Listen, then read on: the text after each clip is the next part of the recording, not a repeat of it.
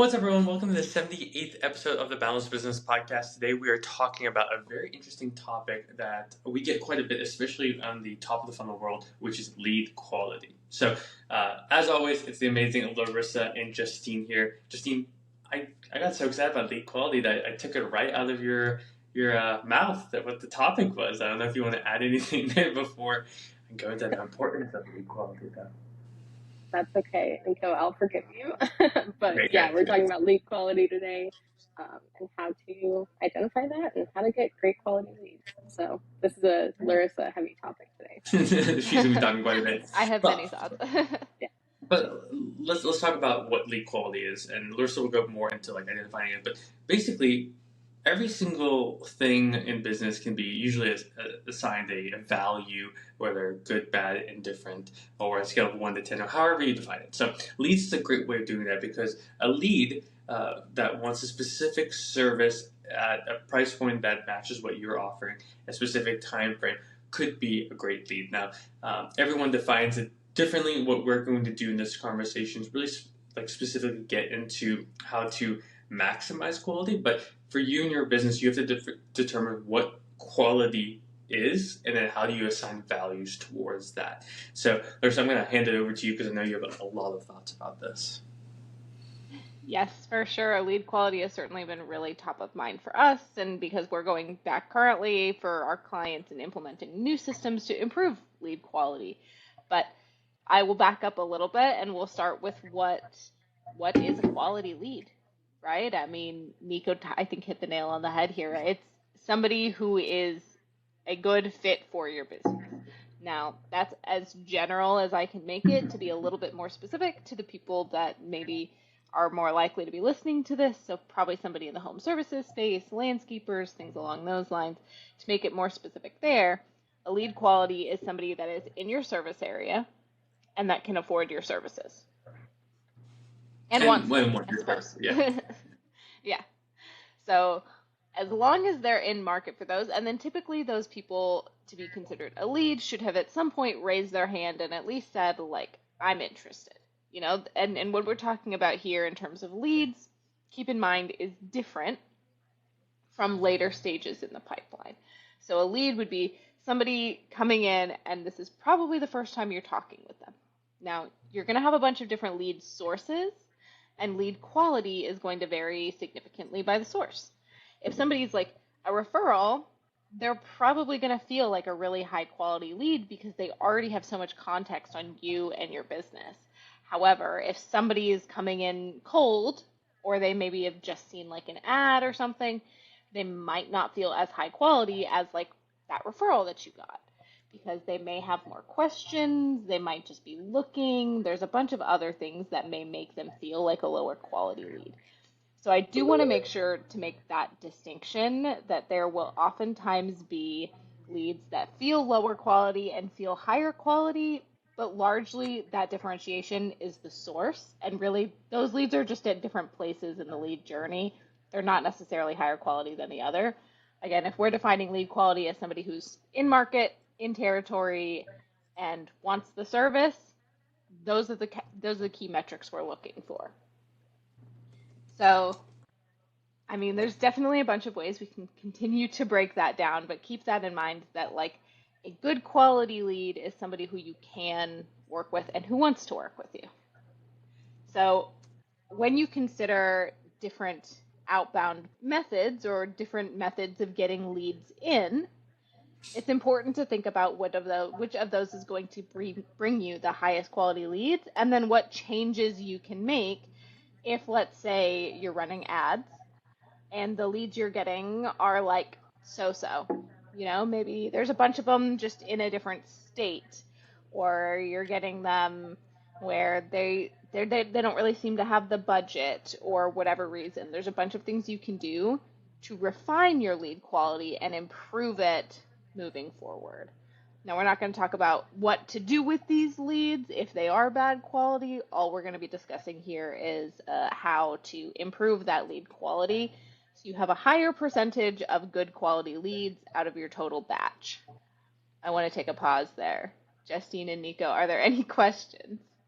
Really, I think you hit the nail on the head here. It's what we're doing is we're kind of giving the high level of lead quality. And again, maybe, and I make this joke all the time, but maybe you don't work with people who have chihuahuas, right? So if you get someone who's in territory, wants the service and can afford it, but they have a chihuahua, that might not be a lead for you, right? So really, I think you hit the nail on the head with a lot of this, but I will say it's like, don't, this isn't a end all be all list. There are things that you want that we're just going, again, this is how we define it and how our clients define it. You might define it differently. So feel free to add more checks and balances in there.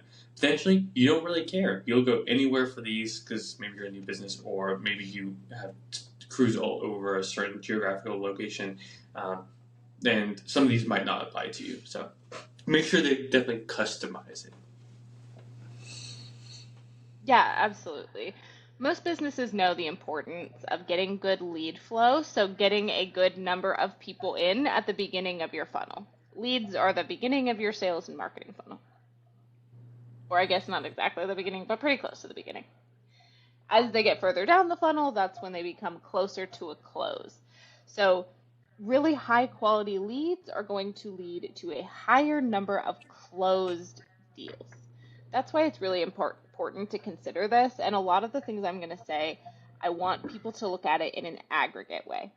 What I mean by that is look at your data from a 3,000-foot view. Don't get hung up on like, this one individual was a bad lead. That's not what we're worried about here. It's not about any particular individual. It's about what lead sources you have and how you can improve those to get you better quality leads consistently and move them down your sales funnel easier to lead to more closes. That's our goal here. So then that always is going to bring the question like, okay, great. How do we do that? Well, first thing you need to do is you need to be collecting data on these things. And that's the hardest part, to be honest. What does that mean, Larissa? What does collecting data mean? I'm just looking for leads. So what's this data aspect of it? You need to have a place where you're keeping track of every single person that comes into your funnel, whether or not they're good or bad. That can be something simple, like let's say a Google Sheet that you can run totally for free. Just keep a list. Keep a list somewhere of every single lead, the dates they came in, and whether or not they're a good lead and for what reasons. Now this is where you can get really granular and you can say like, okay, I have X number of requirements and they check this box and this box, but not that box. You can get really specific there. Or if you want to keep it simple for yourself, you can just basically say like bad lead because X, not in territory. Bad lead because not actually interested in buying the service. Keep those things in mind. You should be keeping track of a list of all your leads. And again, ideally you're doing this in a CRM or somewhere that you can just not lose track of these leads. That's another piece that I want to make sure doesn't get confused here, right? A lead is not necessarily bad quality unless you were able to determine why they weren't. That's one thing, is that sometimes it's a bit of a gray area in terms of what's a quality lead, because sometimes the lead quality is not the issue, the sales and follow-up process is the issue. But in this scenario, we're just going to assume your sales and follow-up process is awesome. You're calling leads twice a day, you're texting leads every day, and you have enough info to actually be able to determine, yes, this is a bad lead. So we're assuming you're perfect on the sales and follow-up side in this particular scenario. You want to keep high-level numbers to basically, just for easy math, we're going to say, let's say you get 100 leads in a month. Well, we want to be able to look at all 100 of those leads and say, okay, first, how many of them were in our area? Well, ideally, we want that to be a pretty high percentage. You're almost never going to get 100% on any of these things. That's okay. But let's say our goal is to have at least 75% of the leads that come in be in our area. Well, that's a pretty good benchmark, right? Be tracking that week over week. Make sure that you're kind of staying at least at that 75, hopefully higher, but at least that 75. And then the next thing you're going to look for is you're going to say like, okay, are they actually interested in my service? Hopefully that's a much higher percentage than the 75. The 75 can vary just because like location is a bit tricky to get exact, right? But hopefully your intent, the people coming into your funnel have high intent. They intend to work with you or they intend to get this service completed in whatever way makes sense. So they come in, they're in territory, they have the intent. If that's what you're looking for in terms of number of leads and in terms of lead quality, great. Keep track of those things and then keep track of the sources. So lead A came in through Facebook, for example. Lead B came in through Google. Lead C came in through direct from the website. Keep track of each source. Then what you can do, if you notice, let's say that all of your Google leads seem to be lower quality. Maybe you're only hitting 60% in territory for your Google leads. Well, then you should go back to that original marketing funnel and figure out, why am I getting out of territory leads from this one source? And kind of tinker with it. To be honest, that is the best advice I suppose I can give. Keep track of all your data. Make sure you know the source of everything.